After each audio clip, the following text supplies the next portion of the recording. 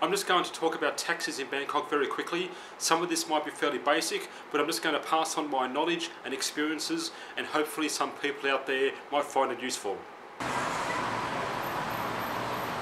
Now, taxis are the most convenient, comfortable but expensive form of public transport in Bangkok, in Thailand, as it is maybe anywhere in the world.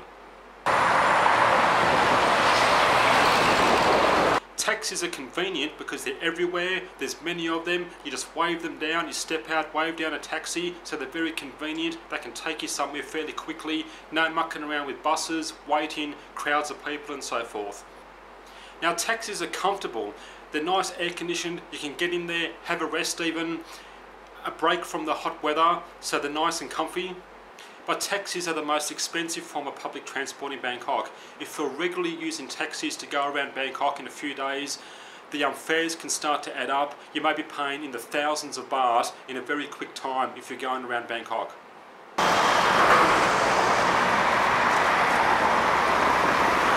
Now, if you're a tourist here for a few days or a relatively short time, I think you should be okay using taxis and you shouldn't be too worried about taxi fares. You probably want some convenience to save time, and as I said, you probably don't want to be mucking around with waiting for buses and crowds of people and so forth. Taxis can get you somewhere fairly quickly and conveniently.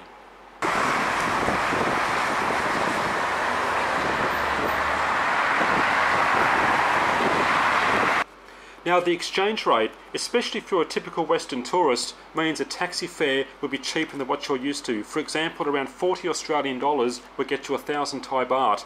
So if you spend even 2,000 Thai baht in a few days, that's 80 Australian dollars, so perhaps you can use that as a yardstick for comparing prices. But of course, money is money and it all adds up. So it depends how much convenience you want and how much money you want to spend. Personally, I avoid using taxis. Now, I live here for the long term. I am trying to save money. The only time I regularly use taxis is to take my grocery shopping home. I go shopping, it's difficult to carry your grocery shopping home on buses and so forth, so I take a taxi. I also try to avoid being ripped off and being made angry by taxi drivers. Unfortunately, that happens. We'll get to the negative parts about this video right at the very end when I talk about the negative issues with taxis.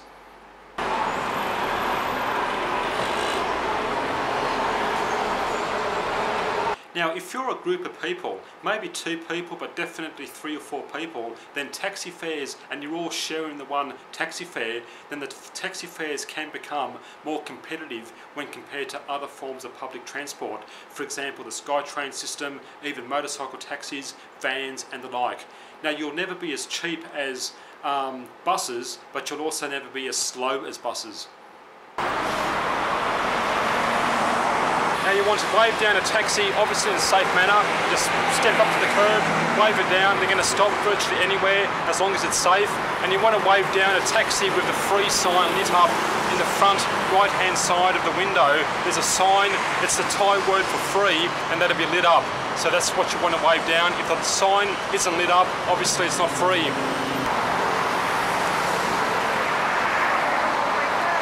Before you just jump into a taxi, you should open the door up and confirm your destination first.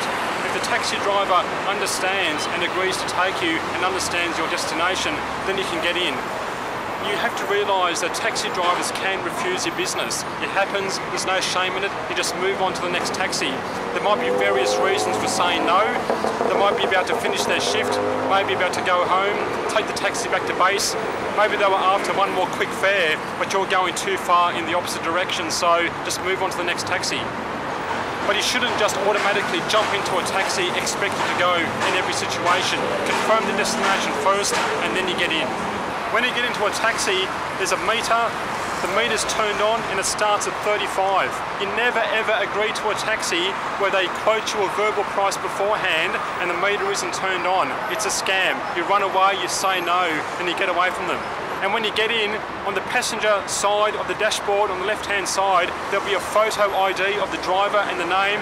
Hopefully it matches up with the driver. It means they're a licensed, proper taxi driver.